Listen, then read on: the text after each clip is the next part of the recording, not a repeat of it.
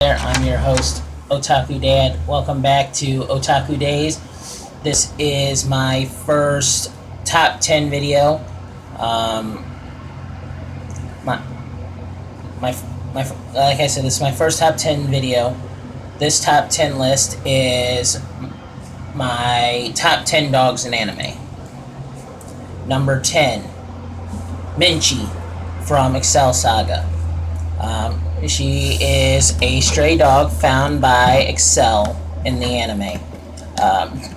She's basically kept around as a food supply. If anything happens and she runs out of food, she plans on eating the dog. Throughout the anime, Minchi does a lot of escaping from Excel. And not only that, the ending to Excel Saga is sung by Minchi. Like I said, the ending song is sung by Minchi, which is why she's made it on my top 10 list. If you watch Excel Saga and you hear Minchi's song at the end, it will break your heart. It's a really sad song. Number 9, Guts from Kill la Kill. I mean, who wouldn't want a mischievous pug that wears a hoodie? I mean, he's like most of the male characters in the series. He's a pervert. He's very mischievous. And if you're not careful, he will steal your food.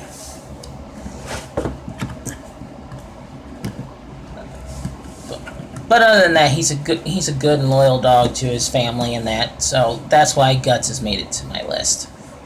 Number 8 is Blue from Rave Master, also from Fairy Tail. Well, I don't know if you'd really call Blue a dog, but that's how he's been classified as. But in Rave Master, Blue's is very helpful and essential to the story because he helps them find the Rave Stones. And he's also a bit of comic relief throughout the entire series. And in Fairy Tail, he goes around when Lucy calls and acts as her sidekick, kind of like Happy does for Natsu. I mean, Pluto's a pretty hip dog with his dance moves and all that. That's why Pluto's made it on this list. But that's why Pluto's on this list. Number 7 is Pluto from Black Butler. I mean, who wouldn't want... I mean, Pluto's kind of an oddball character. He's a good dog. He has an obsession with trying to please Sebastian, even though Sebastian absolutely hates his guts because he is a dog. He has a tendency to turn into a human. Or take a human form, I should say. But, I mean, he's a pretty good dog in the long run. I mean, if I could have a guard dog Pluto, I would want one like Pluto. I mean, giant demon dog that can breathe fire. Loyal to a fault. I mean, like I said, can't get any better than that for having a guard dog. Number 6 is Sadaharu from Gintama.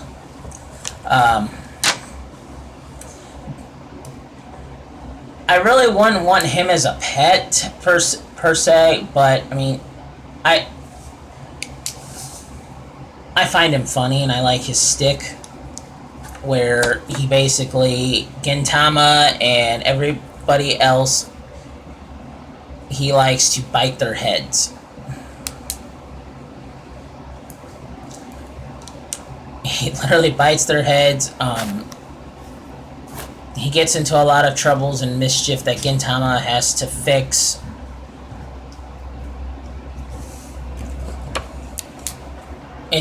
He's just a very funny and lovable dog.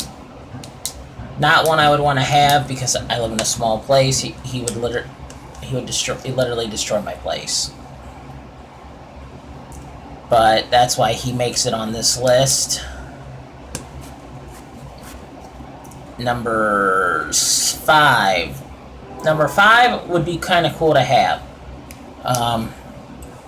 Terry Cloth from Toriko. Terry Cloth is, well, he's not really a dog, he's more of a wolf. He is a child born from a clone of an ancient battle wolf.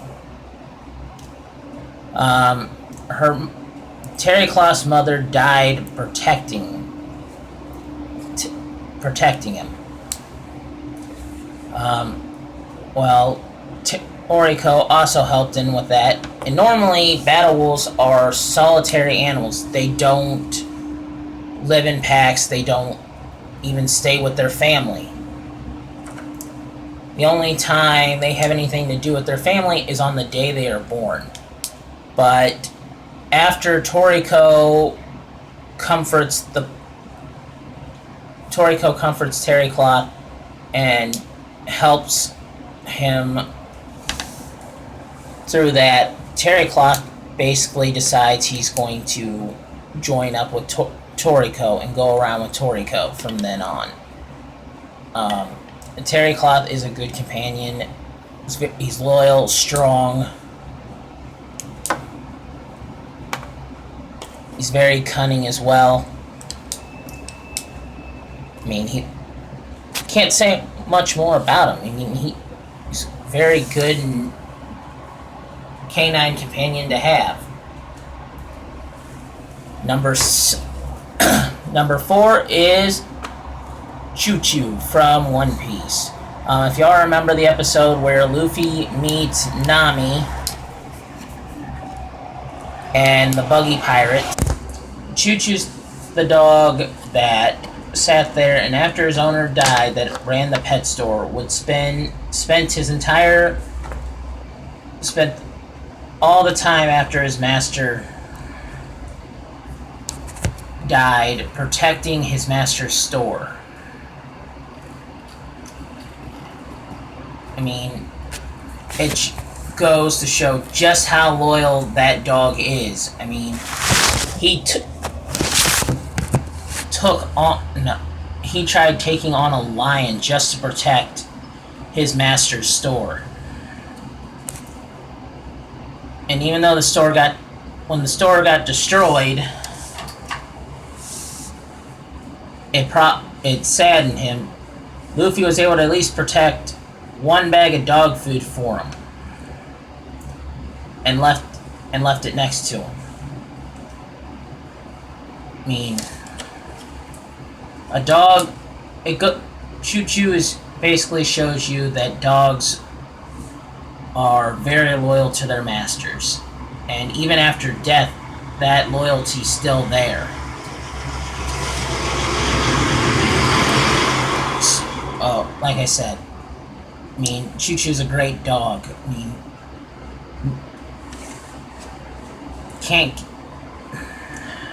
I'm not very good with words, but like I said, I mean, he sat there and even after his master's gone, stayed there protecting his master's store from any intruders and doing everything he can to make sure nothing would happen to it. I mean, most animals know as much. Even though I'm not a big fan of cats, I'm not saying this to badmouth cats or anything like that, but most animals would not sit there and do that type of thing. But dogs will sit there and they have an unconditional love for their masters. And this is why Choo Choo is on this list. Number 3, Black Hayate from Full Metal Alchemist Brotherhood. I mean, he's... What can I say about this dog? He's smart. He's well trained. He'll jump in to action at a moment's notice if his master's in trouble. And even though his master is very strict with him and gives him tough love, anytime he gets out of line, she shoots at him. But he still sits there and loves his master, and will sit there and protect her without fail. It doesn't matter what the danger is, he will protect her. I mean, like I said, all these dogs on this list are all good dogs. They'll all protect their master and do things for and help them in any way they can. But yeah, that's Black Hayate from Black Butler. Full Metal Alchemist Brotherhood, sorry. Number 2 is Ian from Cowboy Bebop. He's number 2 on this list. I really struggled between who I thought was number 1 to put on this list and who was number 2. Ian's number 2 by only a short margin. Like I was saying, Ian is a very smart dog. He's able to help Ed out on doing a lot of her work. I mean, he may not be able to speak human, but Ed is able to understand what he's saying by his barks and his body language. I mean, Ian's is a very smart dog and can sit there and do a lot of things.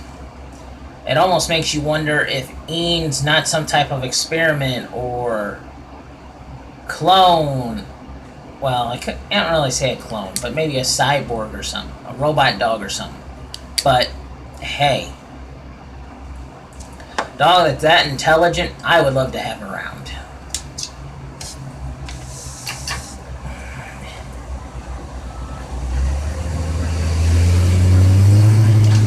And number 1 on my list is Akamaru from Naruto and Naruto Shippuden. Akamaru is a ninja hound. He's been trained from a young age.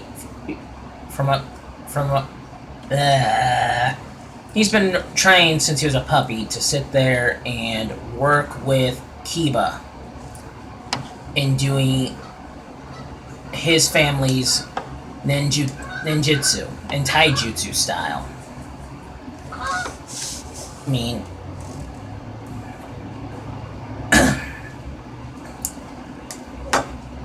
he pretty much makes it so Kiba can do what he can do.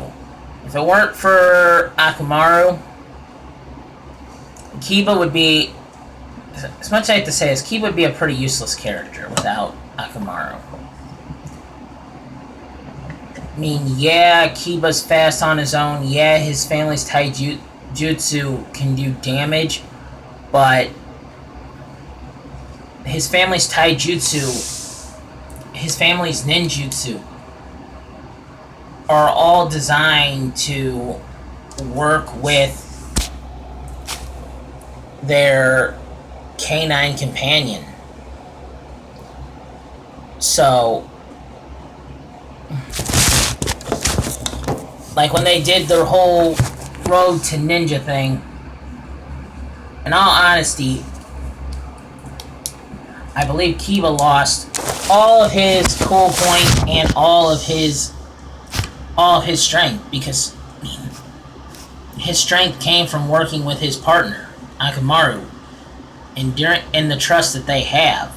But during that movie, Road to Ninja, they hated each other. There was no trust between them.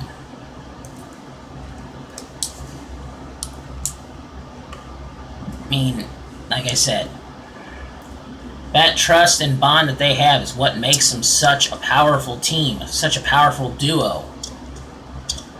And what gives them their strength in battle. So yeah. These are my top 10 These are my top 10 dogs from anime. I would love to have all these dogs as a pet.